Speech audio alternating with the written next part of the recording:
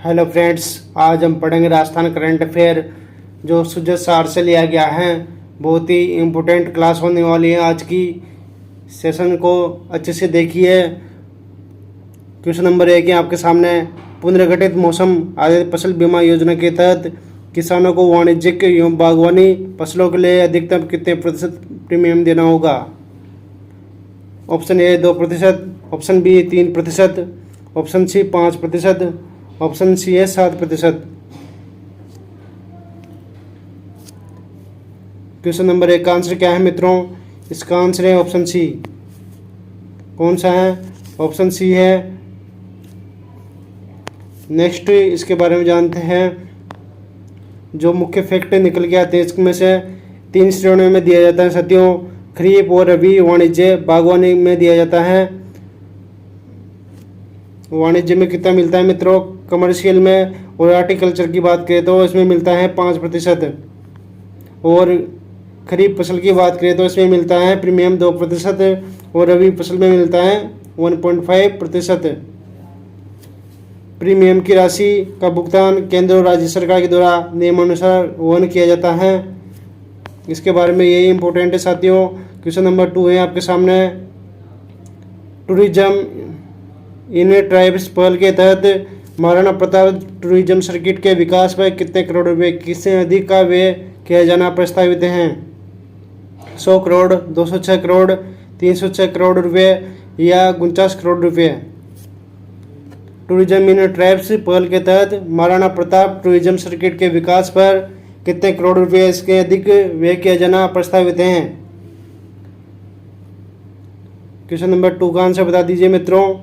इसका आंसर है option B. कितना किया जाना व्यय है इसमें? 206 करोड़ रुपए किया जाना व्यय है साथियों। ये आपको ध्यान रखना है। और इसके बारे में फैक्ट जानते हैं इम्पोर्टेंट जो भी है। इस सर्किट में चावंड, हल्दीघाटी, गोगुंदा, कुंभलगढ़ व दिवेर उदयपुर को एकीकृत किया जाएगा इसके अंतर्गत। और कुल जनजातीय पर्यटन परियोजना का बजट है 306 करोड़ रुपए से अधिक है। कुल जनजातीय पर्यटन परियोजना का बजट 306 करोड़ रुपए से अधिक है। ये आपको ध्यान रखना है। और महाराणा प्रताप सर्किट में है चावंड, हल्दीघाटी, गोगुंदा, कुंभलगढ़, दिवेर और उदयपुर को शामिल किया गया है। नेक्स्ट क्वेश्चन है आपके सामने। क्वेश्चन नंबर 3 का आंसर बताइए मित्रों। आदिवासियों की सांस्कृतिक विरासत को सुरक्षित और प्रलेखित करने के लिए राज्य सरकार के द्वारा कौन सी योजना चलाई जा रही है तथा उनके उत्पादों को ब्रांडिंग किस नाम से की जा रही है? सोंद माटी आदि धरोहर प्रलेखन योजना, ब्रांड है वनफूल, ऑप्शन बी है जनजातीय कला प्रोत्साहन योजना, ब्रांड है अंचल, ऑप्शन सी है माटी कला संरक्षण योजना, ब्रांड है इसका वनज, ऑप्शन डी है धरोहर संवर्धन योजना जिसका ब्रांड है आदि शिल्प। 4 ऑप्शन में से कौन सा सही है? क्वेश्चन नंबर 3 का आंसर है साथियों इसमें कौन सा है? ऑप्शन ए सही है। कौन सा है मित्रों? ऑप्शन ए आएगा इसका।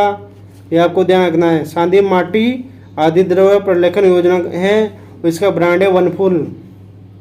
वनफूल है साथियों। इसके बारे में जानते हैं इम्पोर्टेंट फैक्ट है। कौन सा है? इसके तहत जनजातीय लोकवाद्य, पाषाण कला, भित्ति चित्र, काष्ठ कला और नृत्य का प्रलेखन यानी डॉक्यूमेंटेशन किया जा रहा है। इसको नोट कर लीजिए। इसके तहत जनजातीय लोकवाद्य, पाषाण कला, भित्ति चित्र, काष्ठ कला और नृत्य का प्रलेखन यानी डॉक्यूमेंटेशन किया जा रहा है। और नेक्स्ट क्वेश्चन है आपके सामने, बहुत अच्छा क्वेश्चन है। वनस्पति प्रजाति शीशम डरबर्जिया शिशु के संदर्भ में निम्नलिखित कथनों पर विचार करना है। शीशम की लकड़ी अत्यधिक मजबूत और टिकाऊ होती है और राजस्थान के बाड़मेर व जोधपुर में यह काष्ठ कला एवं हस्तशिल्प उद्योग का एक प्रमुख आधार है। कूट लेखन का प्रयोग कीजिए। इसमें कौन सा सही है? क्वेश्चन नंबर 4 का आंसर बताइए मित्रों। बहुत अच्छा क्वेश्चन है।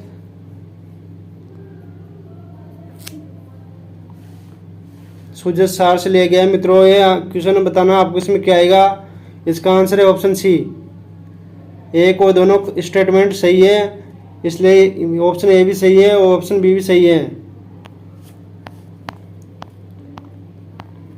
और क्वेश्चन नंबर 5 है साथियों आपके सामने, यहाँ पे कौन सा है 5 कर लीजिए।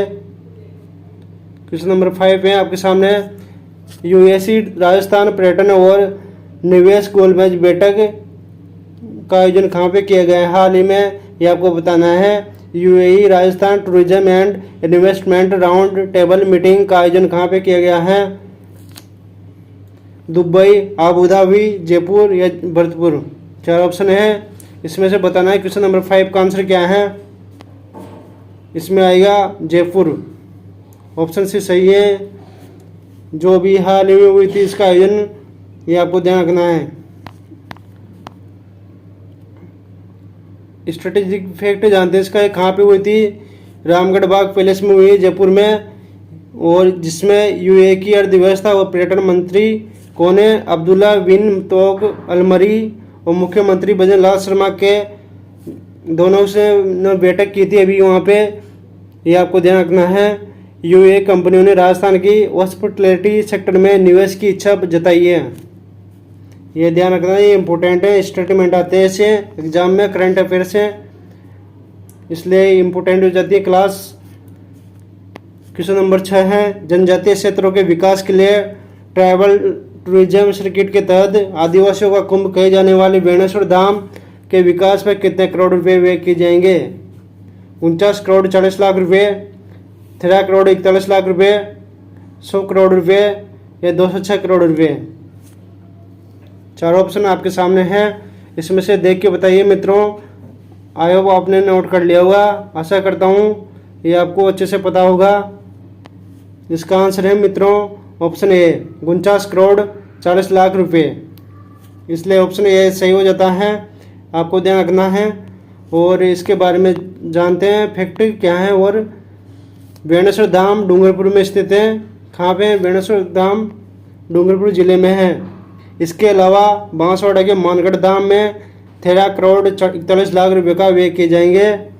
इस सर्किट में चित्तौड़गढ़ का मातृ कुंडिया और प्रतापगढ़ का सीता माता अभ्यारण्य शामिल हैं। नेक्स्ट आगे देखते हैं, क्वेश्चन नंबर 7 है आपके सामने। राज्य स्कूल शिक्षा विभाग के द्वारा 2026-27 में संचालित किए जा रहे प्रबल कार्यक्रम का मुख्य उद्देश्य क्या है? प्रबल कार्यक्रम का बारे में बताना है आपको कि इसका मुख्य उद्देश्य क्या है, मेन थीम क्या है इसकी। विद्यार्थियों को मुफ्त डिजिटल टैबलेट और इंटरनेट प्रदान करना, विद्यार्थियों में नेतृत्व, नागरिकता, डिजिटल और वित्तीय साक्षरता जैसे जीवन कौशल का विकास करना है। यह ऑप्शन सी है, शिक्षकों को आधुनिक शैक्षणिक तकनीक के लिए विदेश में प्रशिक्षण दिलाना है।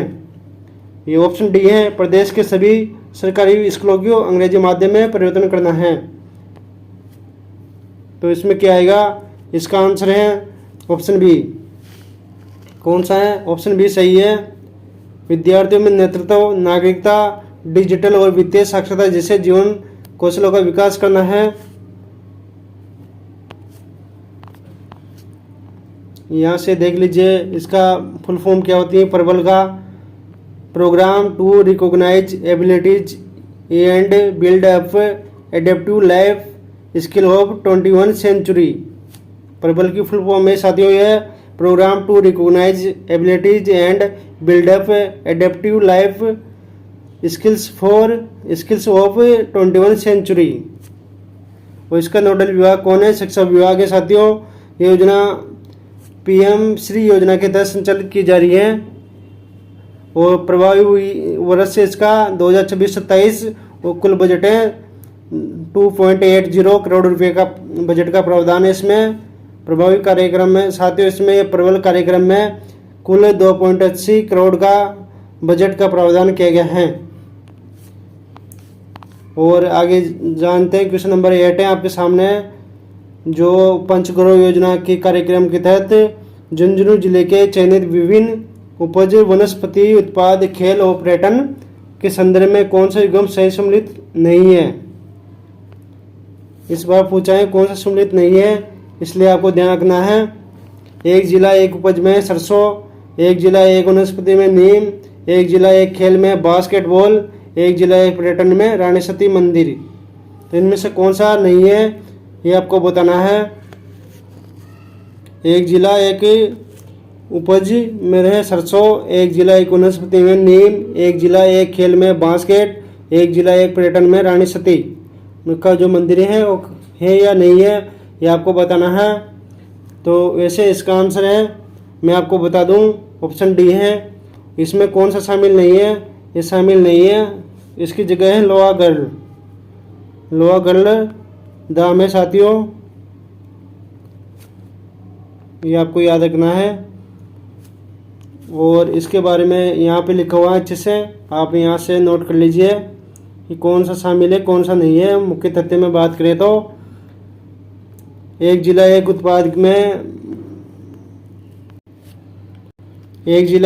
की बात करें तो लकड़ी के हस्तशिल्प उत्पाद में जैसे शीशम, सागवान, बबूल, आम, रोड़ा की नक्काशी के उत्पाद आते हैं। इसमें जो शामिल है और झुंझुनू की स्थापना हुई थी जुझार सिंह नेहरा ने की थी। किसने की थी साथियों? जुझार सिंह नेहरा ने की थी। और झुंझुनू को सैनिकों का जिला भी कहा जाता है। लोहागढ़ धाम यह अरावली की पहाड़ों में स्थित एक पवित्र स्थल तीर्थ है जहाँ पे सूर्य कुंड बना हुआ है। यह बहुत फेमस है साथियों।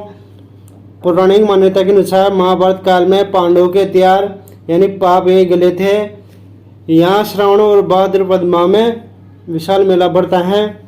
और प्रमुख हवेली की बात की जाए तो झुंझुनू में मोदी की हवेली, टी बड़ेवाला की हवेली, ईश्वरदास मोदी की हवेली ये झुंझुनू में स्थित हैं।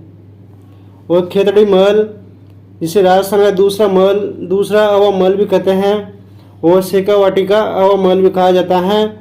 इसका निर्माण महाराजा भोपाल सिंह ने करवाया था।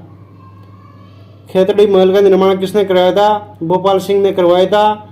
और स्वामी विवेकानंद का संबंध भी है झुंझुनू से, क्योंकि स्वामी विवेकानंद ने शिकागो धर्म सम्मेलन में जाने से पूर्व खेतड़ी के महाराजा अजीत सिंह के यहाँ समय बिताया था और अजीत सिंह ने ही उन्हें विवेकानंद नाम दिया गया। अजीत सिंह ने उन्हें विवेकानंद का नाम दिया गया था। और खनिज संसाधन में बात करें तो खेतड़ी बहुत तांबे के लिए जाना जाता है, क्योंकि यहाँ पे खेतड़ी झुंझुनू में बाद में तांबा यानी कॉपर का उत्पादन का प्रमुख केंद्र है। हिंदुस्तान कॉपर लिमिटेड HCL कार्यरत है यहाँ पे। इसकी स्थापना हुई थी 9 नवंबर 1967 में। HCL की स्थापना कब हुई थी? 9 नवंबर 1967 को हुई थी साथियों। और यहाँ पे नदी प्रवाहित होती है कांतली, जो पूर्ण भाव की दृष्टि से अंतःप्रवाही नदी है।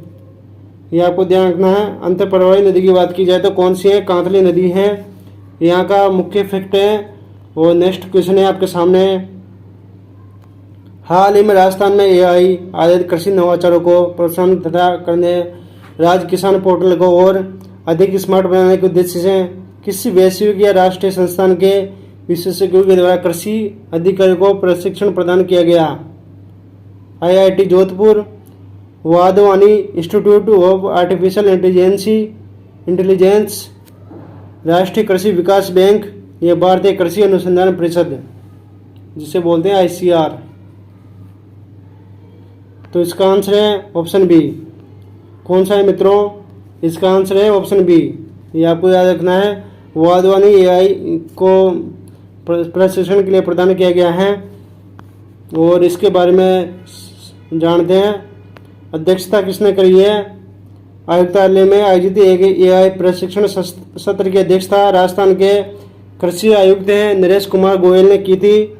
एकीकृत डिजिटल प्लेटफॉर्म में बात करें तो राज्य में AI, मशीन लर्निंग और डेटा एनालिटिक्स आधारित कृषि समाधानों को बढ़ावा देने के लिए राज्य EMS के माध्यम से नया प्लेटफॉर्म प्रदान किया जाएगा।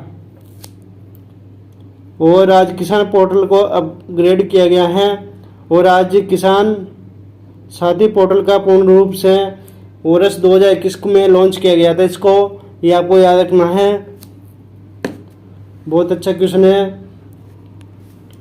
आगे चलते हैं, रिवीजन कर लेते हैं। अभी जो हमने पहले पढ़ा था उसका शुद्ध सार में से क्वेश्चन है साथियों ये।